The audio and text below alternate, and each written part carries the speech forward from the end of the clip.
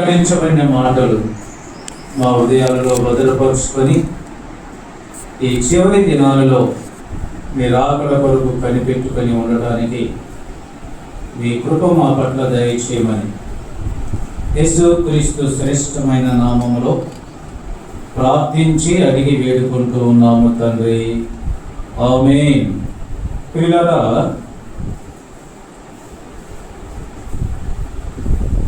గడిచినటువంటి మాసాల్లో మనం ఈ యోహాను రాసినటువంటి 3వ పత్రికలో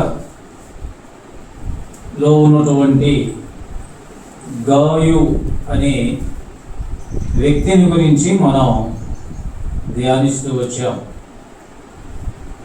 గాయు నూతనముగా జన్మించబడినటువంటి వాడు, అనగా రక్షింపబడినటువంటి వాడని.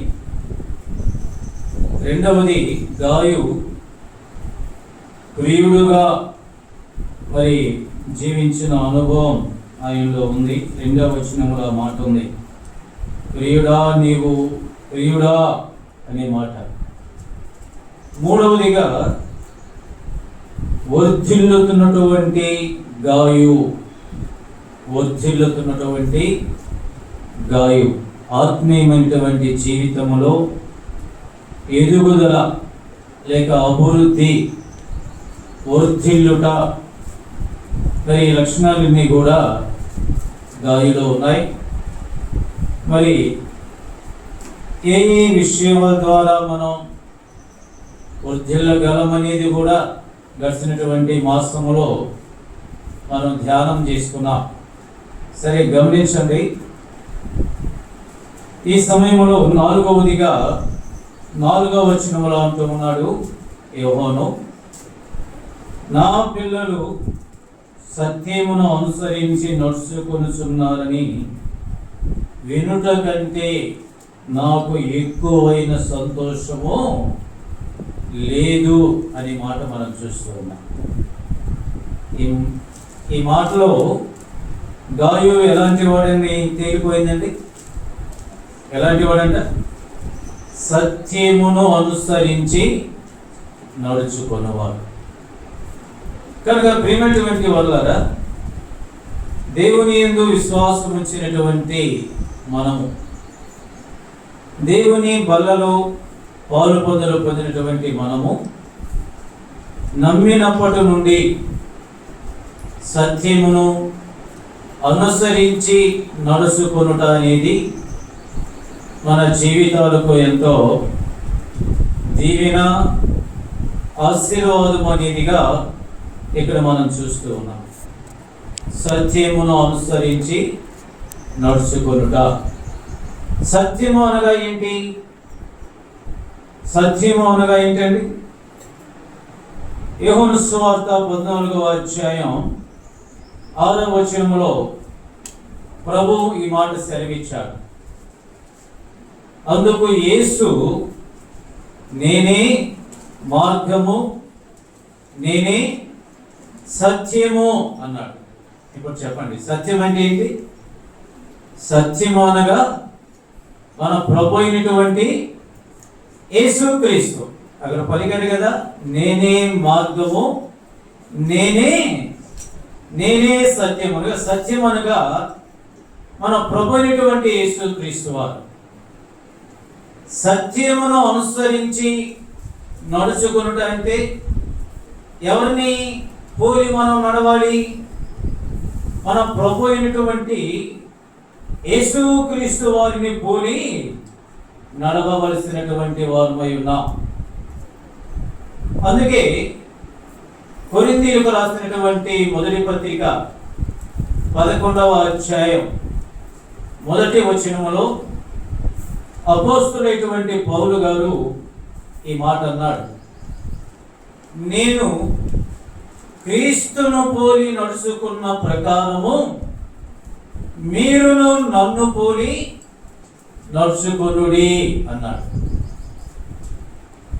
దేవుని నమ్మినటువంటి వారిని పౌలు చెప్పినటువంటి మాట ఏంటంటే, మీరు నన్ను పోలి నడుచుకొనుడి అన్నాడు. ఎవరిని పోలి? పౌలును పోలి మీరు నడుచుకోండి అన్నాడు. పౌలు ఎవరిని పోలి నడుచుకున్నాడు? ఎవరిని పోలి నడుచుకున్నాడండి? అక్కడే ఉంది కదా, చదివిన మాటలోనే ఉంది. వచ్చిన వారిది, దానికి సమాధానం కూడా అదే.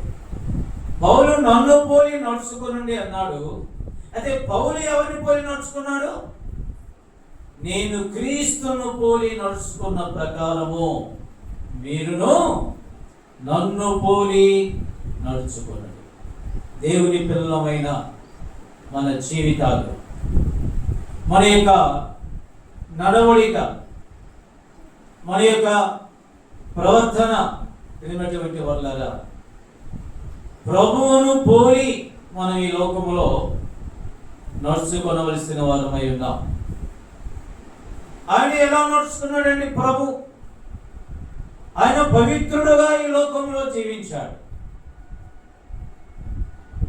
ఆయన జన్మలో పాపము లేదు, జీవితంలో పాపము లేదు.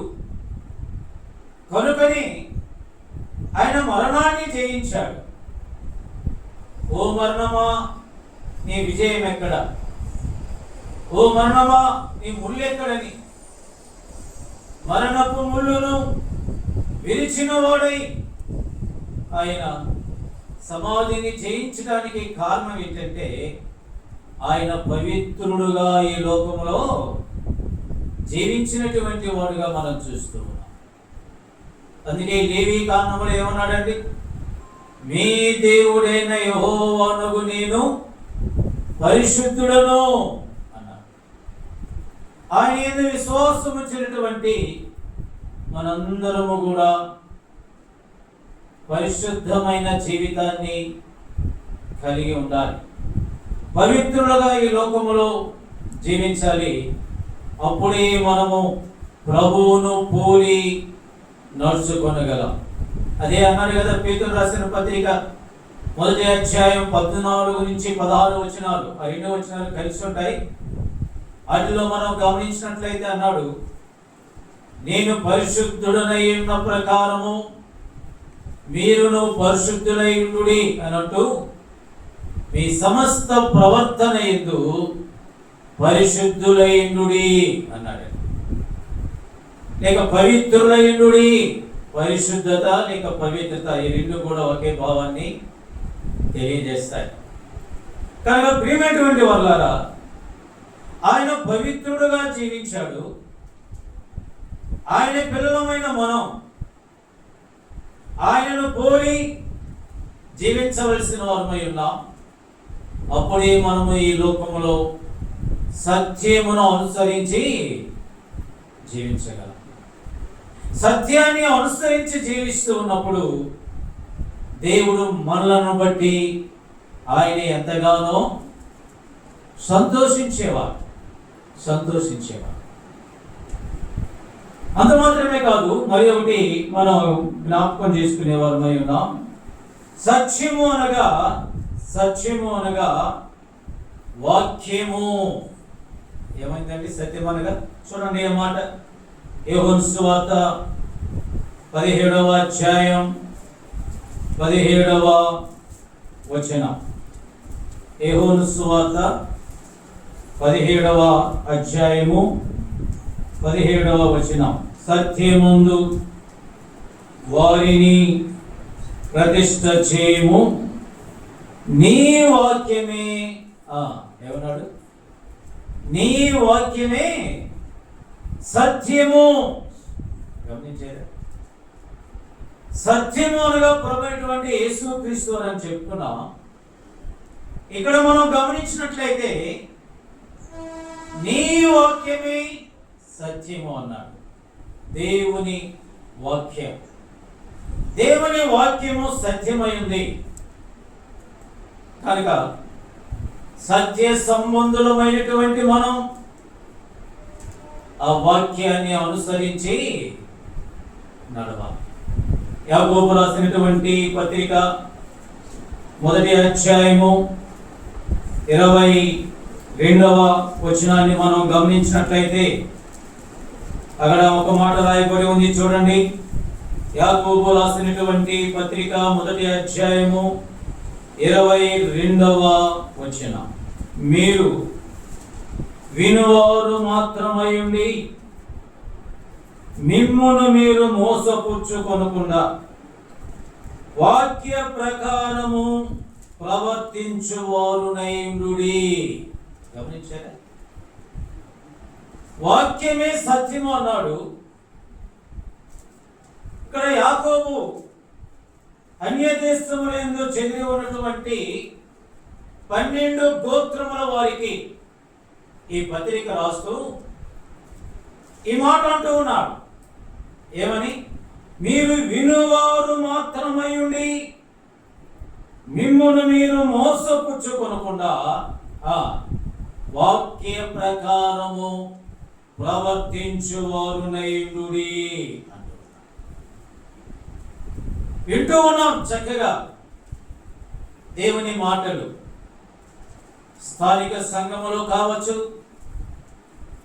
అలాగే ఆయా సభలకు వెళ్ళి వాక్యాన్ని వింటూ ఉంటాం, ప్రత్యేకమైన కూడికల్లో వాక్యాన్ని వింటూ ఉంటాం, స్త్రీల సమాజ కూటాల్లో వాక్యాన్ని వింటూ ఉంటాం.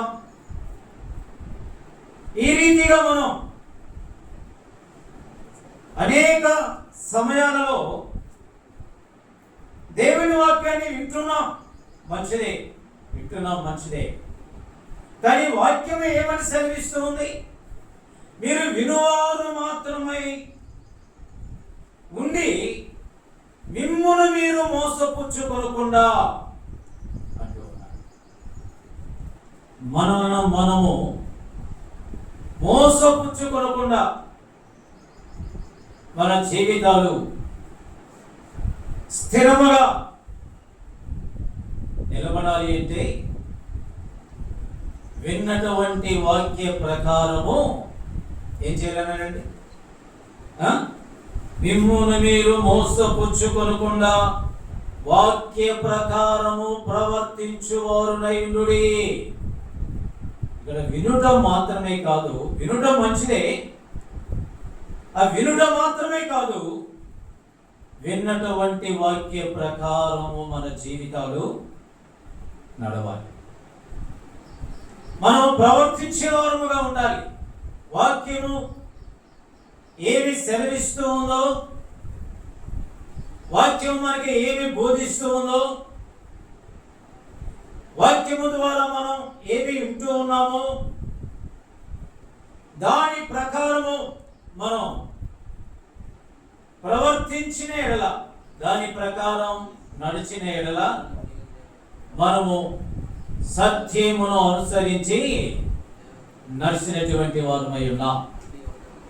కానీ ప్రియమైనటువంటి వాళ్ళారా, ఇక్కడ 2 విషయాలు మనం గమనించాం. సత్యము అనగా క్రీస్తు, ఆయనను పోలి మనం నడవాలి. రెండవది సత్యము అనగా ఆయన వాక్యమే అన్నాడు. కాబట్టి వాక్యాన్ని వినుట మాత్రమే కాదు, కానీ వాక్యమును విని దాని ప్రకారము మనము ప్రవర్తించినప్పుడు, దాని ప్రకారము మనము జీవించినప్పుడు క్రీస్తును పోలి సత్యమును అనుసరించి నడుచుకునే వారమై ఉన్నాం. ప్రియమైనటువంటి వాళ్ళరా, గమనించండి. 3వ విషయాన్ని మనం గమనించినట్లయితే 2వ తిమోతికి రాసినటువంటి పత్రిక, తిమోతికి రాసిన 2వ పత్రిక 2వ అధ్యాయము 17-18 వచనాలు మనం చదువుకుందాం.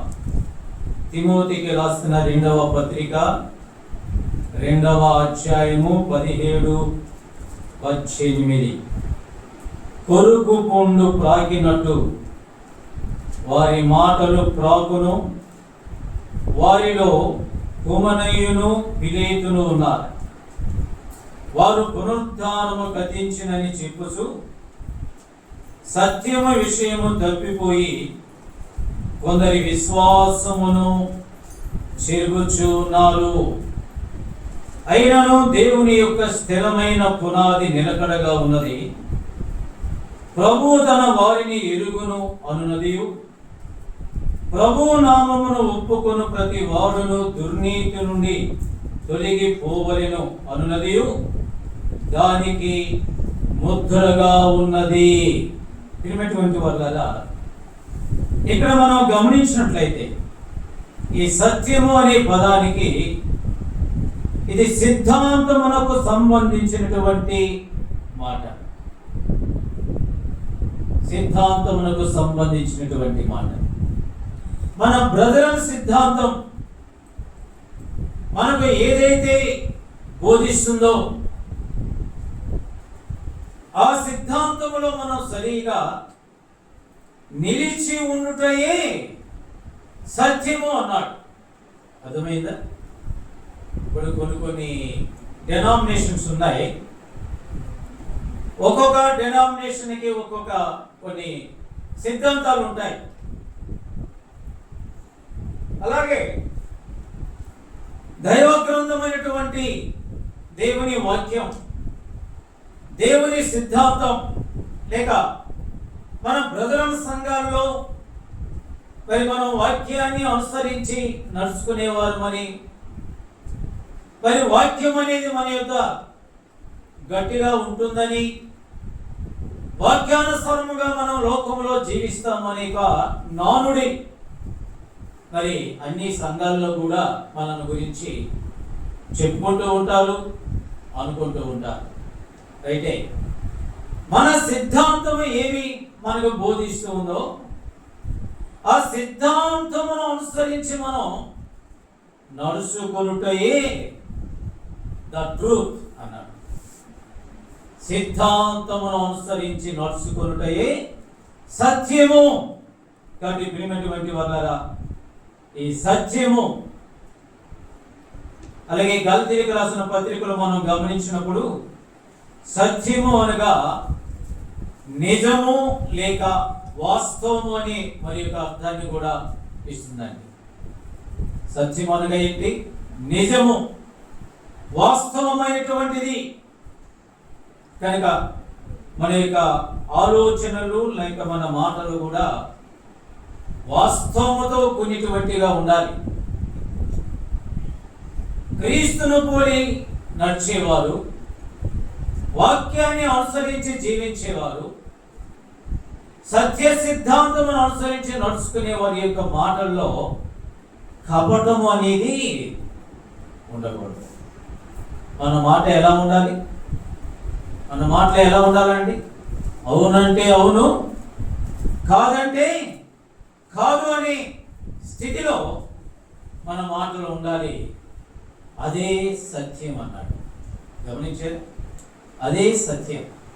కనుక ప్రియమైనటువంటి వాళ్ళారా, ఈ యొక్క ఉదయకాల సమయంలో దేవుని మాటలు వింటున్నటువంటి మనందరం, మీరు కావచ్చు, బోధిస్తున్నటువంటి నేను కావచ్చు, మనందరం మరి సత్యాన్ని అనుసరించి నడుచుకుంటూ ఉన్నామా అనేది మనలో మనం ప్రశ్నించుకోవాలి. ఎఫెసీయులకు రాసిన పత్రిక చూడండి ఒకసారి. ఎఫెసీయులకు రాసినటువంటి పత్రిక 4వ అధ్యాయము 25, 26 వచ్చిన. ఎఫెసీయులకు రాసినటువంటి పత్రిక 25, 26. మనము ఒకరికొకరము అవయవములై ఉన్నాము గనుక మీరు అబద్ధమాడుట మాని ప్రతి వాడును తన పొరుగు వానితో సత్యమే మాటలాడవలెను. 26 వచ్చిన. కోపపడుడు గాని పాపము చేయకుడి, సూర్యుడు అస్తమించు వరకు మీ కోపము నిలిచి ఉండకూడదు. గమనించారు? సంఘములో మనందరం కూడా ఏమై ఉన్నామంట? వాస్తవంగా మనం గమనించినప్పుడు ఇక్కడ కూడి ఉన్నటువంటి మనందరం వేరు వేరు కుటుంబాలకు చెందినటువంటి వారు. ఒకే కుటుంబంలో వారం కాదు కదండి, వేరు వేరు కుటుంబాలకు చెందినటువంటి వారు. అయినప్పటికీ కూడా అపోస్తలుడైనటువంటి పౌలు గారు ఎఫెసీలో ఉన్నటువంటి పరిశుద్ధులతో దేవుని సంఘముతో పలుకుతున్నటువంటి మాట మనం గమనించినప్పుడు మనము ఒకరికొకరము అవయవములై ఉన్నాము. ఏమై ఉన్నామండి? ఇప్పుడు మన దేహములో మరి తల, కన్ను, ముక్కు, చెవి, కాళ్ళు, చేతులు, ఇవన్నీ ఒక మనిషి అవయవములు ఉన్నాయి. కానీ మనందరము కూడా ఏమై ఉన్నామంట? ఆ అవయవములై ఉన్నాం కాబట్టి ఏమనంటూ ఉన్నాడండి ఇక్కడ? కనుక మనము ఒకరినొకరము అవయవములై ఉన్నాము కనుక మీరు అబద్ధమాడటం మాని ప్రతి వాడును తన పొరుగు వానితో ఏం మాట్లాడాలి? ఏం మాట్లాడాలని వాక్యం చెబుతుందండి? సత్యమే మాట్లాడవలెను. ఎందుకంటే సత్యం అనగా వాస్తవం, అది నిజం. అన్న మాత్రమే కాదు, 26వ వచనంలో అన్నాడు, కోపపడుడి కానీ పాపము చేయకుడి. ఒకవేళ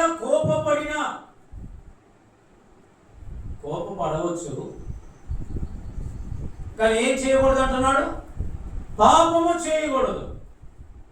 అది అందరితో అయిపోయింది. మళ్ళా మొదటికి వస్తున్నాడు.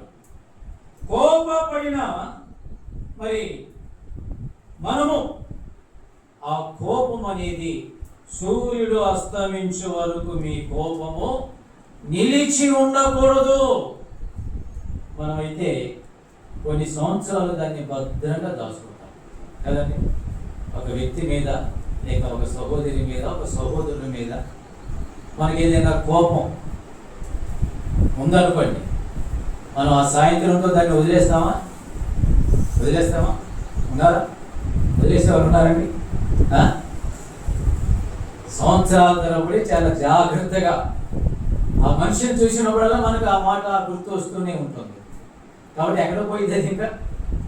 కాబట్టి ఇక్కడ దేవుని వాక్యం, దేవుని పిల్లలటి మనం సత్యాన్ని అనుసరించి ఎలాగో నడవాలి అనేది దానికి సంబంధించి ఇక్కడ అంటూ ఉన్నాడు. కోపపడుడి కానీ పాపము చేయకండి. ఒకవేళ కోపపడినా ఆ కోపము సూర్యుడు అస్తమించే వరకు నీలో ఉండాలి. అది తెల్లవారితే ఆ కోపం నీలో ఉండడానికి లేదు. అది సత్య సంబంధిలో ఉన్నటువంటి గొప్ప లక్షణం. కాబట్టి ఈ అనుభవాలు మన జీవితంలో కలిగి ఉన్నప్పుడు మనందరము కూడా సత్యమును అనుసరించి నడుచుకునేవారమై ఉన్నాం. పెద్ద అయినటువంటి యోహోను ఏం పలికాడండి గాయను గురించి? గాయను గురించి అక్కడ కాదు కానీ అక్కడ అన్నాడు, నా పిల్లలు అన్నారు. పిల్లలంటే ఒకడా లేక ఒకరికంటే ఎక్కువ మంది అండి? పిల్లలు అని ఎప్పుడు అంటాం? ఒకరుంటే అంటామా? ఒకరికంటే ఎక్కువ మంది ఉంటామా? ఫర్ ఎగ్జాంపుల్ ఇక్కడ ఒక చిన్న పిల్లవాడు ఉన్నాడు అనుకోండి, అయిపోయి పేరెంట్స్ చెప్తాం, అబ్బాయి కొరకు ప్రార్థన చేయండి. అదే ఒక 5-6 పిల్లలు ఉంటే పిల్లలు అంటాం. ఇక్కడ యోహోను పలికిన మాట మనం గమనించినప్పుడు, నా పిల్లలు సత్యమును అనుసరించి నడుచుకొనుచున్నారని వినుట కంటే నాకు ఎక్కువైన సంతోషము లేదు.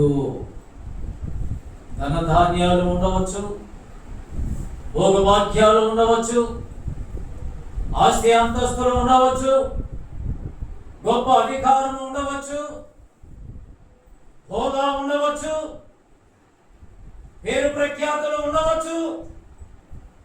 కానీ వీటన్నిటికంటే కూడా శ్రేష్టం ఏదండి?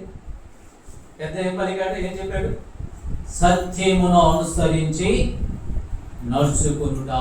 అంతకంటే శ్రేష్టమైనది ఏది కూడా లేదు. మనం కూడా అలాంటి సత్యాన్ని అనుసరించి జీవిస్తున్నట్లయితే మన పరమ తండ్రి ఇటువంటి దేవుడు నిన్ను నన్ను చూసి ఆయన ఎంతగానో ఆనందించేవాడై ఉన్నాడు, ఎంతగానో సంతోషించేవాడై ఉన్నాడు. కాబట్టి ప్రియమైన సహోదరి, ప్రియమైన సహోదరుడా, ఈ ఉదయకాల సమయంలో ఈ మాటలు వింటున్నటువంటి మనందరము కూడా మన జీవితాలను పరిశీలన చేసుకుందాం. అన్యజనుల మధ్య లోకములో మనం జీవిస్తూ ఉండగా మనలో ఒక ప్రత్యేకత అనేది మనలో ఉండాలి. ఏంటి ఆ ప్రత్యేకత అంటే సత్యమును అనుసరించి మనం నడుచుకుంటాం. కాబట్టి 4 సంగతులు ఇక్కడ మనం చెప్పుకున్నాం. మొదటిగా క్రీస్తును పోలి నడుచుకొనుట సత్యం. ఆయన మనలాంటి మనుషులుగానే లోకానికి వచ్చాడు. మనలాగనే ఆయన అలసిపోయాడు, మనలాగనే ఆకలి కొన్నాడు, మనలాగనే దాహం కొన్నాడు. కాబట్టి అయినా దేవుని పోలి నడుచుకునేటువంటి వాడుగా మనం చూస్తున్నాం. కనుక నీవు నేను కూడా ఆయనను పోలి నడవవలసినటువంటి వారమై ఉన్నాం. రెండవది ఏం చెప్పుకున్నామండి? వాక్యమును అనుసరించి నడవాలి, అది సత్యం. మూడవదిగా ఏం చెప్పాడు? సిద్ధాంతమును అనుసరించి నడవాలి, అది సత్యం. నాలుగవదిగా వాస్తవం, మనం అబద్ధము ఆడటం మాని తిరిగినటువంటి వాళ్ళ పొరుగు వారితో మనము సత్యమే మాటలాడవలెను, ఇది సత్యం. ఈ 4 అనుభవాలు మనలో ఉన్నాయా? ఈ 4 అనుభవాలు కలిగి మనం ఈ లోకంలో జీవిస్తూ ఉన్నామా? చివరి దినాలలో ఉంటూ ఉన్నాం. ప్రభువు రాకడ అతి సమీపములో ఉన్నది. హెబ్రీయులకు రాసినటువంటి పత్రిక 11వ అధ్యాయములో 10వ అధ్యాయములో మనం గమనించినట్లయితే 10:37లో అంటూ ఉన్నాడు, ఇక కాలము బహు కొంచెముగా ఉన్నది, వచ్చుచున్నవాడు ఆలస్యము చేయక, ఏమన్నాడండి? ఆలస్యము చేయక వచ్చును. కాలం ఏమైందంట? కాలం ఏమైందండి? బహు కొంచెముగా ఉన్నది. అవును ప్రియులారా, నేను పరిస్థితులు మనం గమనిస్తూ ఉండగా ప్రపంచంలో అయితేనేమి, దేశాలలో అయితేనేమి, రాష్ట్రాలలో అయితేనేమి, జిల్లాలలో అయితేనేమి, గ్రామాలలో అయితేనేమి, పట్టణాలలో అయితేనేమి జరుగుతున్నటువంటి పరిస్థితులు మనం గమనిస్తూ ఉన్నప్పుడు ఇవన్నీ కూడా ప్రభువు రాకడకు సంబంధించినటువంటి గుర్తులుగా మనం చూస్తూ ఉన్నాం. కనుకనే ఇక్కడ పౌలు అంటూ ఉన్నాడు, ఇక కాలము బహు కొంచెముగా ఉన్నది, వచ్చుచున్నవాడు ఆలస్యము చేయక వచ్చును. ఇంకా ఆలస్యం లేదండి. ఆయన రాకడ గురించి మత్తయి సువార్తలో స్పష్టంగా ప్రభువారు తెలియజేశారు. నా రాకడ మనుష్య కుమారునికైనను తెలియదు అన్నాడు. ప్రొద్దు గ్రుక్కు జామున వచ్చును, లేక అర్ధరాత్రి వచ్చును, తొలిరే జామున వచ్చును, ఏకువ జామున వచ్చును, నా రాకడ మనుషుని కుమారునికైనా కూడా తెలియదు. నేను దొంగ వలె వచ్చేదను అన్నాడు ప్రభు. దొంగ ఎప్పుడు వచ్చేది? మనం చెబితే మనం జాగ్రత్తగా ఉంటాం కదండి. చెప్పొస్తాడు దొంగ. మన ఇంటికి అన్నం వేయడానికి వస్తాను అనుకోండి, అమ్మా రేపు మీ ఇంటికి వస్తున్నాను రేపు రాత్రికి అని చెప్పొస్తాడు ఎవరైనా? రాదు.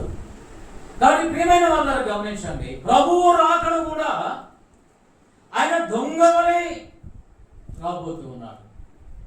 ఎందుకు అలాగో పోల్చాడంటే, లేక నేను పలాని టయానా పలానా కాలంలో పలాని మాసంలో వస్తానంటే అప్పుడు సిద్ధపడి ఉంటాం. కానీ ఆ సిద్ధపాటు అనేది ఎల్లప్పుడూ మన జీవితంలో ఉండాలి. ప్రభువా, నీవు త్వరగా రమ్ము, నీ రాక కొరకు నీవు ఎప్పుడు వచ్చినా నేను సిద్ధమునైనని ఒక సిద్ధపడి ఉండటానికి ఆ మాట వాడాడు ఇక్కడ. నేను దొంగవలి వచ్చేదను కనుక మీరు సిద్ధపడి ఉండండి. కాబట్టి ఆలస్యము లేదు. కాబట్టి మన జీవితాలను పరిశీలన చేసుకుందాం.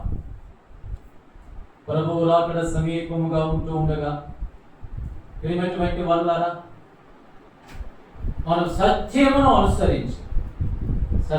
అనుసరించి నడుచుకుంటూ దేవునికి ప్రియులుగా, దేవునికి ఇష్టమైనటువంటి వారముగా మనం జీవించేవారుగా ఉండుట అనేది అది వ్యక్తిగతముగాను, కుటుంబ పరమగాను, సంఘ పరమగాను అది మనకెంతో ఆశీర్వాదకరం. అట్టి ఆశీర్వాదము, అట్టి దీవెన మన జీవితాల్లో కలిగి ముందుకు నడుచుకునేవారుగా ఉండాలని ప్రేమపూర్వకముగా మరి మాటలు తెలియజేస్తున్నాను. అలాగే యోహాను 3వ పత్రికలోని 3-4 వచనాలు మనం గమనించినప్పుడు మరి కొన్ని సంగతులు అక్కడ ఉన్నాయి. చూడండి. నీవు సత్యమును అనుసరించి నడుచుకొనుచున్నావు గనుక సహోదరులు వచ్చి నీ సత్య ప్రవర్తనను గురించి సాక్ష్యము చెప్పగా విని బహుగా సంతోషించితిని. గమనించారా? బహుగా సంతోషించితిని యోహాను అంటూ ఉన్నారు. యోహాను సంతోషించడానికి కారణం ఏంటండి? కారణం ఏంటి? నీవు సత్యమును అనుసరించి నడుచుకుంటూ ఉన్నావు గనుక సహోదరులు వచ్చి నీ సత్య ప్రవర్తన గురించి సాక్ష్యము చెప్పాలి. అలాంటి సత్యాన్ని అనుసరిస్తూ నడుస్తున్నట్లు ఆ సాక్ష్యం మనలో ఉండాలి. సాక్ష్య జీవితం మనలో ఉన్నప్పుడు ఆ సాక్ష్యాన్ని సహోదరులు మరొకరికి చెప్పినప్పుడు, లేక సంఘ పెద్దలతో నూతనముగా వచ్చినటువంటి వారు, సంఘములో ఉన్నటువంటి వారు సత్యాన్ని అనుసరించి నడుచుకుంటూ ఉన్నారని సంఘ పెద్దలతో చెప్పిన ఎడల ఆ సంఘ పెద్దలకు ఏం కలుగుతుందండి? లేక కాపరికి ఏం కలుగుతుంది? సంతోషం కలుగుతుంది. సంతోషం. ఇక్కడ దైవజనుడైనటువంటి ఆ దైవజనునికి అనగా యోహోనికి గాయు ఎలాంటి వాడుగా ఉన్నాడు? సంతోషము కలిగించేవాడుగా. మనం అలా ఉంటున్నామా? సంఘంలో ఉన్నటువంటి పెద్దలకు, లేక ఒకవేళ సేవకుడు ఉంటే సేవకుడికి, లేక కాపురులకు, ఉపదేశకులకు మనం ఎలా ఉండాలి? వారికి ఆనందాన్ని కలిగించేవారముగా, వారికి సంతోషాన్ని కలిగించేవారముగా ఉండాలి.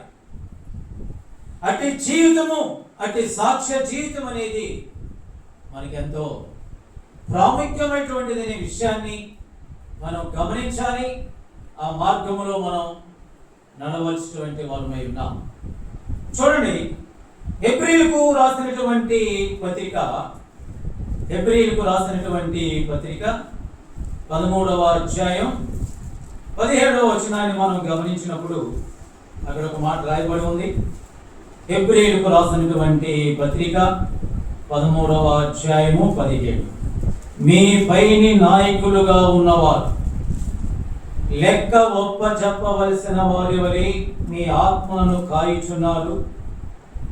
వారు దుఃఖముతో ఆ పని చేసిన ఎడల మీకు నిష్ప్రయోజనం కనుక దుఃఖముతో కాక ఆనందముతో చేయనట్లు వారి మాట విని వారికి లోబడి ఉండుడి.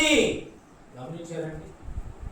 మరి మనపై ఉన్నటువంటి నాయకులకు, మనను కాస్తున్నటువంటి వారికి, మనపై ఉన్నటువంటి కాపరులకు మనము సంతోషము కలిగించేవారుగా ఉండాలి. ఒకవేళ వారు దుఃఖముతో ఆ పని చేసిన ఎడల, అదేమన్నాడు? అది మీకు నిష్ప్రయోజనము. కనుక దుఃఖముతో కాక ఆనందముతో చేయనట్లు. ఆ మాట గమనించండి. దుఃఖముతో కాక ఆనందముతో చేయనట్లు వారి మాట విని వారికి లోబడి ఉండడి. ఇప్పుడు చెప్పండి, పెద్దలకు లేక కాపరులకు, మనల్ని కాస్తున్నటువంటి వారికి మనము సంతోషాన్ని కలిగించాలంటే ఏం చేయాలి? వారి మాట వినాలి, వారికి లోబడి ఉండాలి. అదే కదా వాక్యం చెప్పింది అక్కడ. వారి మాట విని వారికి లోబడి ఉన్నప్పుడు వినినటువంటి వాళ్ళరా, మన పైన ఉన్నటువంటి నాయకులు సంతోషముతో మరి మనల్ని కాసేవారుగా ఉంటారు, సంతోషంతో మనలను నడిపించేవారుగా ఉంటారు. అలాగూ కాకుండా వారి మాటకు మనం చెవియకుండా, వారికి లోబడకుండా మనము జీవించినట్లయితే వారు దుఃఖముతో ఆ పని చేస్తారు. అలాగూ చేయటది మనకు నిష్ప్రయోజనము. ఇక్కడ ఒక ప్రశ్న మన జీవితాలకి అప్లై చేసుకుందాం. మన పైన ఉన్నటువంటి కాపరులను సంతోషముగా కాయటానికి మనం వారి మాట విని వారికి లోబడి జీవిస్తూ ఉన్నామా, లేక వారికి దుఃఖము కలిగించే విధముగా మన జీవితాలు ఉన్నాయా? ఎలాంటి జీవితాన్ని కలిగి మనం జీవిస్తున్నాం? కాపరులు సంతోషించాలి అంటే, మనను కాయవారు ఆనందించాలి అంటే, సంతోషంతో పని జరిగించాలి అంటే వారి మాట వినాలి, వారికి లోబడి జీవించాలి. తర్వాత చూడండి, ఫిలోమోనుకు రాసినటువంటి పత్రిక 1వ అధ్యాయం, ఫిలోమోనుకు రాసినటువంటి పత్రిక 1వ అధ్యాయం 3 నుంచి 6 వచనాలు మనం చదివినట్లయితే, మన తండ్రి అయిన దేవుని నుండి ప్రభు అయిన యేసు క్రీస్తు నుండి కృపయు సమాధానమును మీకు కలుగునుగాక.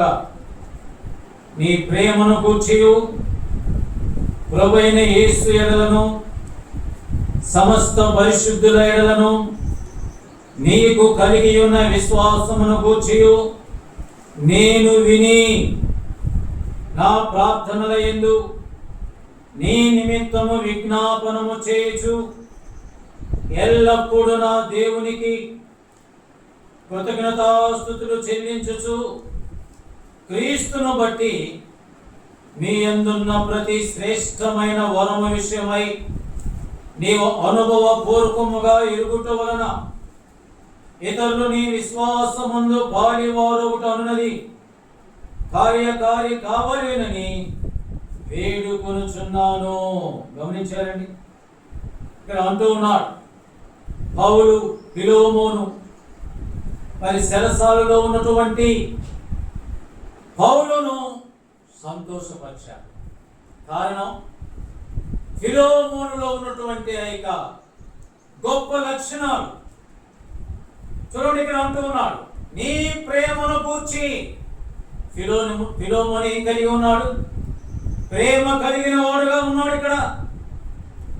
అంత మాత్రమే కాదు, సమస్త పరిశుద్ధులే గల ఫిలోమోనులో ఉన్నటువంటి విశ్వాసమును బట్టి, ఫిలోమోను చేస్తున్నటువంటి వాటిని బట్టి పౌలుని విని నా ప్రార్థన యందు నీ నిమిత్తము విజ్ఞాపన చేయించి ఉన్నాను. అంత మాత్రమే కాదు, ఎల్లప్పుడూ నా దేవునికి కృతజ్ఞతాస్తుతులు చెల్లించుచూ ఉన్నాను.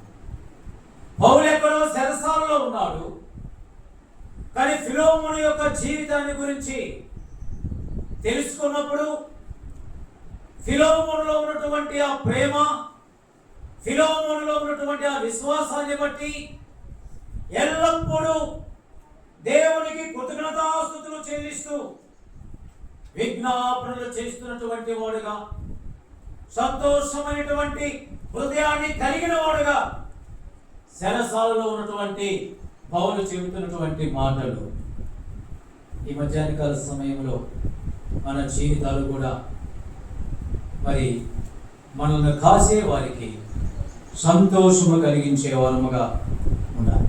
సంతోషము కలిగించేవారు ఇటు అనుభవం మన జీవితాల్లో కలిగి మరి ప్రభు కొరకు మనం మంచి సాక్ష్య జీవితము కలిగి నడుచుకునే వారుగా ఉండాలని ప్రేమపూర్వకముగా ఈ మాటలు మీకు తెలియజేస్తున్నా. కనుక ప్రియమైనటువంటి వాళ్ళారా, సత్యమును అనుసరించి నడుచుకునే వారముగా ఉండాలి. తదుపరి మనల్ని కాస్తున్నటువంటి పై వారికి సంతోషము కలిగించే విధముగా మన జీవితాలు ఉండాలి. అలాగ ఉండాలంటే వారి మాట విని వారికి లోబడి జీవిస్తూ ప్రభు రాకడ కొరకు మనం ఎదురు చూసే వారుగా ఉండుట, అది మన జీవితాలకు ఎంతైనా దీవెన, ఆశీర్వాదకరం. అతి అనుభవం కలిగి ప్రభు రాకడ కొరకు మనం ఎదురు చూసే వారుగా ఉండాలని ప్రేమపూర్వకముగా ఈ మాటలు మీకు తెలియజేస్తున్నా. దేవుడు అమూల్యమైన మాటలు మన వినికిడిలో ఆశీర్వదించును గాక. ఆమేన్.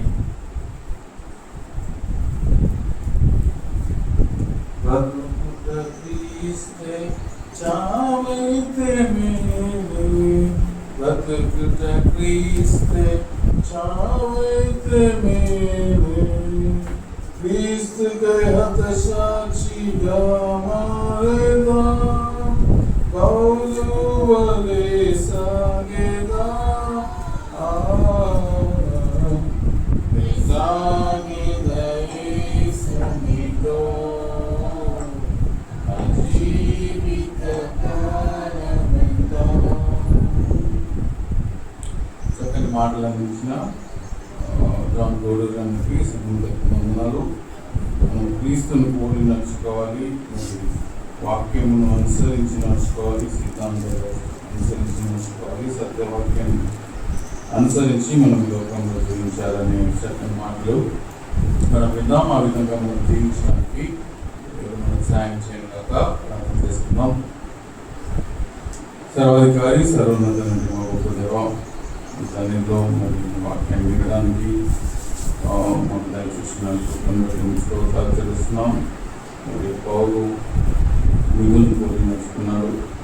నేను క్రీస్తుని పోలి నడుచుకున్నట్టుగా మీరు నన్ను పోలి నడుచుకున్నాడు అని వాక్యంలో రాయబడుతుంది. మేము కూడా మిమ్మల్ని పోలి నడుచుకునేలాగున, సత్యమును అనుసరించి నడుచుకునేలాగున మరి సంఘంలో మీ నామం మాత్రమే మరి మీకు సాక్షిగా లోకంలో జీవించగలన మీరు మాతో మాట్లాడిన విధానాన్ని స్తోత్రాలు. మేమందరం కూడా మరి వాక్యాన్ని మాకు పెట్టుకొని ఆ విధంగా జీవించడానికి మీరు సాయం చేయండి. మరి సంఘంలో ఉన్న అక్కర్ల అవసరాలన్నింటిని బట్టి సన్నిధిలో ప్రార్థన చేస్తున్నాం.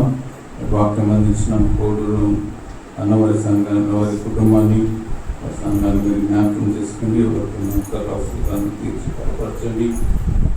అలాగే చేరేసిన ప్రతి ఒక్కరు మాకు అక్కర్లో అవసరాలను తెలుసు ప్రభు, మమ్మల్ని నడిపించి దేవుడు నీవే కనుక మరి ప్రతి ఒక్కరు నీ చేతిలో మాకు అక్కర్లో అవసరాలను తీర్చి ఈ సన్నిధి మా పట్ల ఉంచమని ప్రార్థన చేస్తున్నాం. మరి మీటింగ్స్ జూలై గారు పోవాలని నీ మాకు దయచేసినందుకు స్తోత్రంలో స్పీకర్ కూడా అవసరం మీరే మీ యొక్క నడుపుదల దయచేసి సహాయం చేయండి. అలాగే మంత్లీ మీటింగ్స్ అయితేనేమి సంఘంలో ఉన్న ప్రతి ఒక్కరు కూడా ఆత్మీయంగా ఎదగడానికి మీరు సహాయం చేయండి. ప్రతి ఒక్కరిని బలపరచండి. అనారోగ్యంగా ఉన్న వారిని జ్ఞాపకం చేసుకొని ఎగ్జామ్స్ రాసి మరి రిజల్ట్స్ కోసం ఎదురు చూస్తున్నవారు, మరి ఇంకా ఎగ్జామ్స్ రాయబోయే వారు, యవనస్తులు, చిన్నపిల్లలు, వృద్ధులు, ప్రతి ఒక్కరిని మీరు జ్ఞాపకం తీసుకొని ప్రతి ఒక్కరికి ఉన్న అక్కడ అవసరాలను తీర్చండి. మీ నామంలో ప్రతి ఒక్కరిని బలపరిచి నడిపించమని సన్నిధిలో వేడుకుంటున్నాం. మరి మేమందరం తిరిగి కలుసుకొని పర్యంతం మాకు నడిపించమని మా రక్షకుడు విమోచకుడు యేసుక్రీస్తు నామంలో ప్రార్థించి వేడుకుంటున్నాం తండ్రి. అందరికీ వందనాలు.